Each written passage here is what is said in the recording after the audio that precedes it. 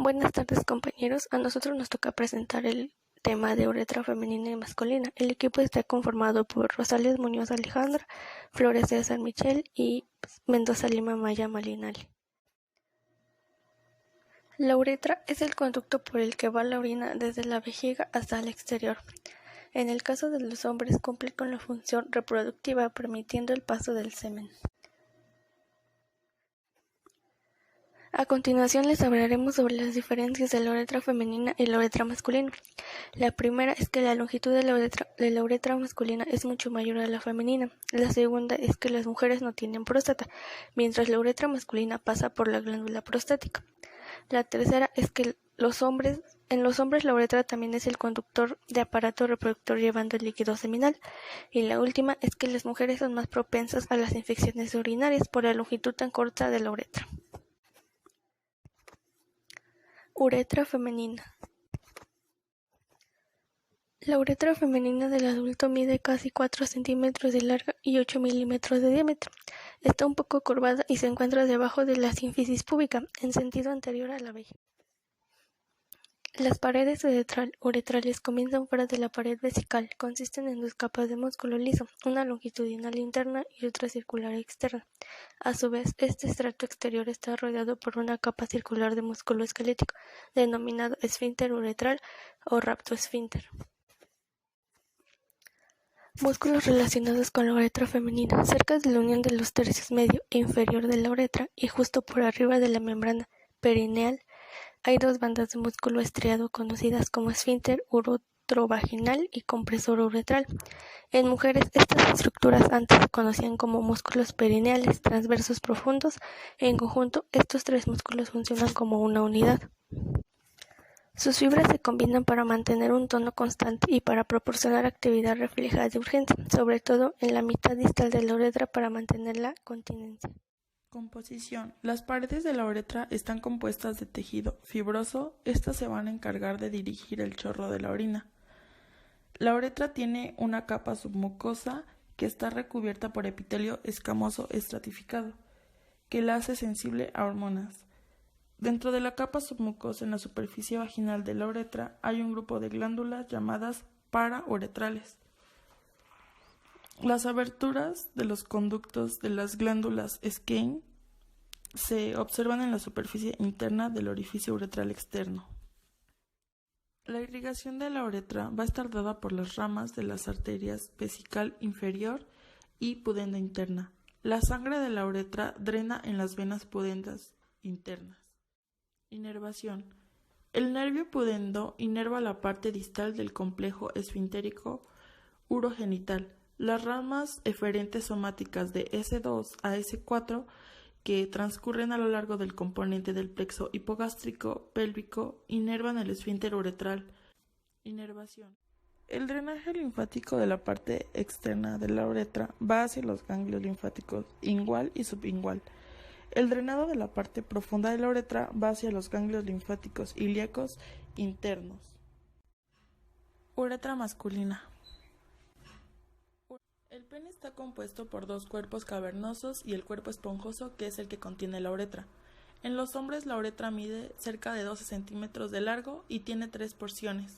En el recién nacido de 5 a 6 centímetros, a los 10 años de 8 a 9 centímetros, durante la pubertad de 12 a 14 centímetros y en el adulto puede medir hasta 20 centímetros. En la vejez mide de 8 a 9 centímetros.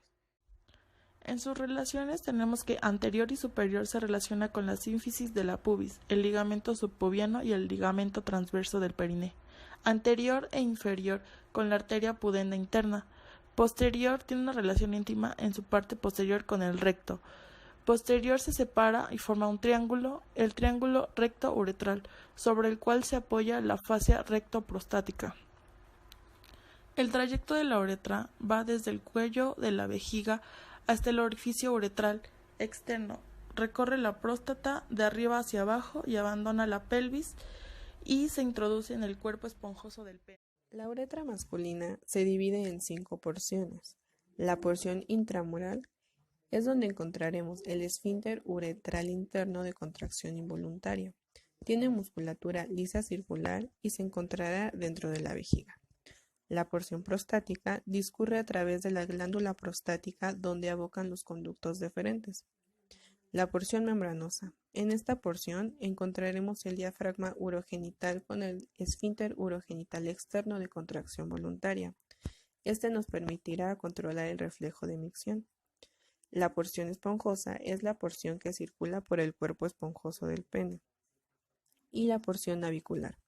Esta va a recibir su nombre ya que se encuentra justo antes de salir por el orificio uretral externo de la fosa navicular.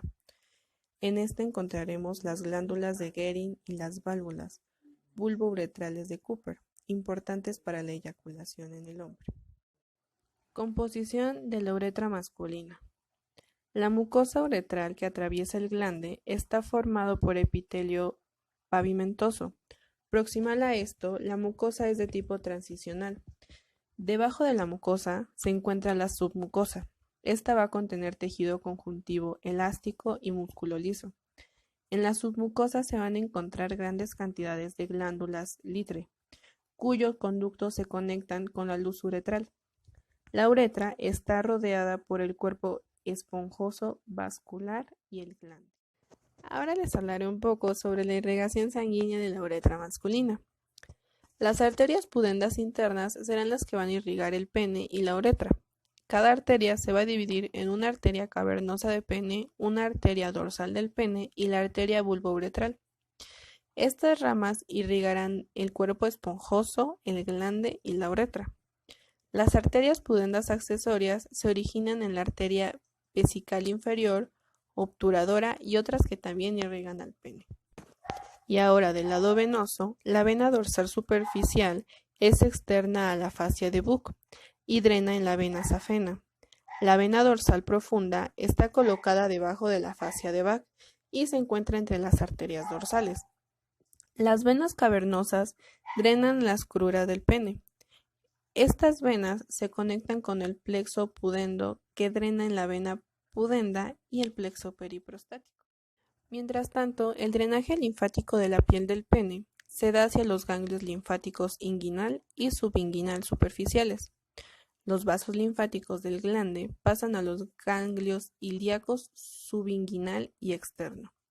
Los vasos linfáticos de la uretra proximal drenan en los ganglios linfáticos ilíacos interno y la inervación de la uretra masculina va a derivar del plexo nervioso prostático, mientras que las arterias pudendas inervarán los esfínteres externos de la uretra para una función sensitiva. Por último, les hablaremos sobre una patología, que es el cáncer de la uretra.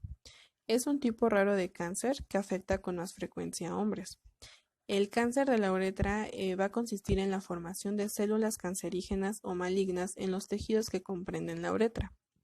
Las causas más comunes es tener antecedentes familiares con esta patología, tener alguna infección que afecte a la uretra, ocasionando alguna inflamación crónica en esta.